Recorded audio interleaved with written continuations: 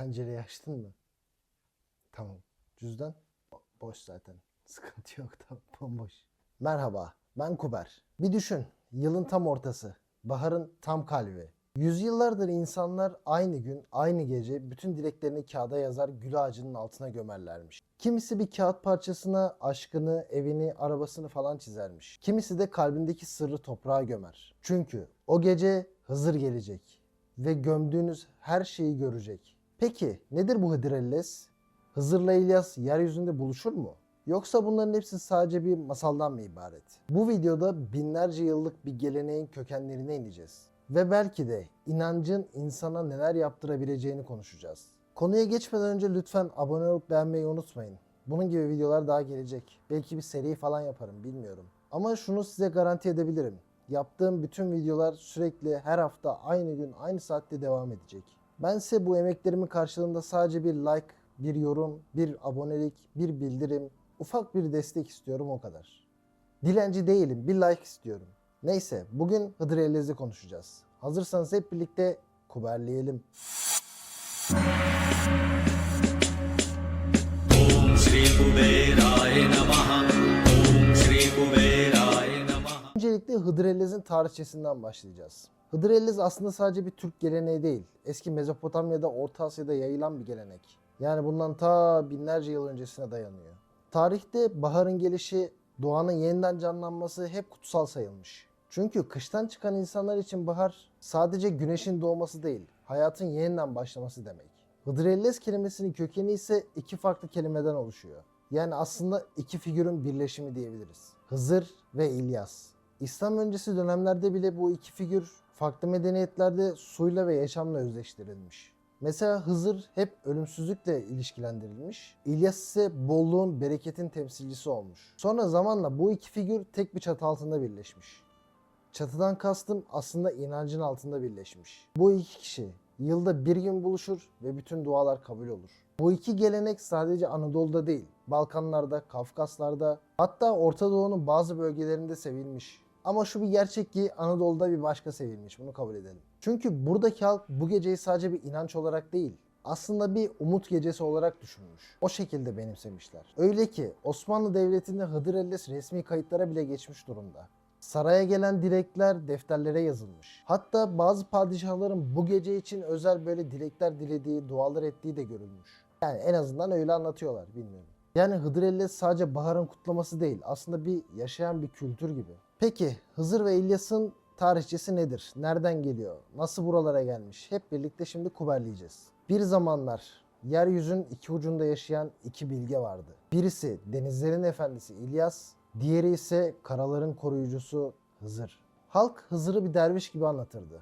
Yeşil giyinirmiş, ansızın görünür, yardıma ihtiyacı olanın kapısını çalardı. Zorda kalan birine su uzatan, kaybolmuş bir çocuğun elini tutan, çölde bile hayat veren bir figür. Gerçekten çok etkileyici. Peki İlyas kimdi? İlyas ise denizlerin ruhuydu. Fırtınaları dindiren, denizcilerin dualarında adı geçen o gizemli güç. İnsanlar onun için kurbanlar keser, dalgalara çiçekler atarmış. Rivayete göre bu iki kutsal insan ya da iki kutsal ruh diyebiliriz. Sadece yılda bir kere 5 Mayıs'a 6 Mayıs'a bağlayan gece yeryüzünde bir araya gelir ve o geceye de Hıdrellez denirmiş. Hızır ve İlyas buluşur, ellerinde bolluk, sağlık, bereket taşırlar. O an dilek dileyenlerin duaları göğe yükselir, kabul olurmuş. Tabi bu buluşmanın nerede ve nasıl olduğu bilinmez. Ama halk arasında şöyle derler. O gece uyumazsan Hızır'ı görebilirsin. Ama onu görürsen bir dilek hakkını da kaybedersin. Bazıları Hızır'ı yaşlı bir adam, bazıları ise genç bir yolcu olarak tanımlar. Çünkü o kılıktan kılığa girer. Belki de o yüzden hala bazı evlerin kapısına sessizce birer çiçek bırakılır. Buradayım, görmedim ama duanı duydum demek için. Peki şimdi dilek ritüelleri ve anlamlarına bakalım. Hıdrellez gecesi geldiğinde binlerce insan aynı anda aynı şeyleri yaparlar. Bir dilek dilerler. Ama öyle kafadan ev olsun, araba olsun, iş olsun falan demekle olmaz. İnanışa göre dileğinin kabul olması için bazı ritüellere ihtiyaç var. Bunlardan ilki, yani ilk kural, içten dilemek. Gerçekten, yürekten, tam kalpten dilemek. Sonrası ise gelenekten gelen adımlarla şekillendirilir. Yani şöyle. Önce kalbin kadar tertemiz bir bembeyaz bir kağıt alıyorsun. Sonra dileğini yazıyorsun. Ama öyle direkt araba, ev falan diye yazmıyorsun. Genelde bunu çizmen tavsiye edilir. Yani ev istiyorsan bir ev çizebilirsin. Bahçeli falan işte ne istiyorsan. Ya da araba istiyorsan bir araba çizebilirsin. Yani Mercedes, BMW artık ne istiyorsan. Bazıları sadece kelimeyle yazar. Bazıları ise böyle detaylı detaylı, güzel güzel böyle arabanın plakasına kadar yazarlar. Artık size kalmış bir iş. Sonra o kağıdı güzelce katlıyorsun. Bir gül dalının altına ya da gül dalının köküne bırakıyorsun. Burada neden gül diye soracak olursanız gül Hızır'ın sembolüdür. Çünkü inanışa göre Hızır gül ağacının altında dolanır ve oradaki bütün dilekleri okurmuş. Bazı bölgelerde insanlar bu dileklerini toprağın altına gömermiş. Sabah güneş doğmadan önce gömülen dileğin yıl boyunca filizleneceğine inanılırmış. İnanın. İnanın çocuklar. Çocuklar inanın. Bazı yerlerde ise bu gecelerde ateşin üzerinden atlanır. Hastalık, şanssızlık, kötü enerji. Bunların hepsinden arınmak için 3 kere ateşin üzerinden atlanır. Her atlayışta içinden negatif olan gitsin, kötü olan ne varsa gitsin diye niyet edilir. Bazı yörelerde ise suya bırakma yöntemi var. Dileğine yazdığı kağıdı suya, nehre ya da akarsuya bırakırlarmış. Su, saflığın ve bereketin sembolüdür. Kağıdın suya karıştıkça dileğin de evrene karışır derler. Bazı insanlar o gece hiç uyumazlar. Dileğini tuttuktan sonra sabaha kadar beklerler. Çünkü Hızır'ın ne zaman geleceği bilinmez. O geldiğinde uyanık olmak isteyen bayağı bir kişi var. Şimdi size şunu söyleyeceğim. Bu ritüellerin hiçbiri zorunlu değil. Ama inançla, içinden gelerek yapılırsa hepsinin tek bir amacı var. Umudu yaşatmak. İnsanların kalbinde belki de olur cümlesini yaşatmak. O duyguyu büyütmek. Belki de Hıdrellez'in asıl gücü de burada gizlidir. Gerçekleşen dilekten çok o dileği dileyecek cesareti bulmakta. Peki bu kadar insan binlerce yıldır neden o gece dilek tutuyor? Çizimler yapıyor, gül dallarına umut bağlıyor, suya dileklerini bırakıyor. Gerçekten Hızır mı geliyor?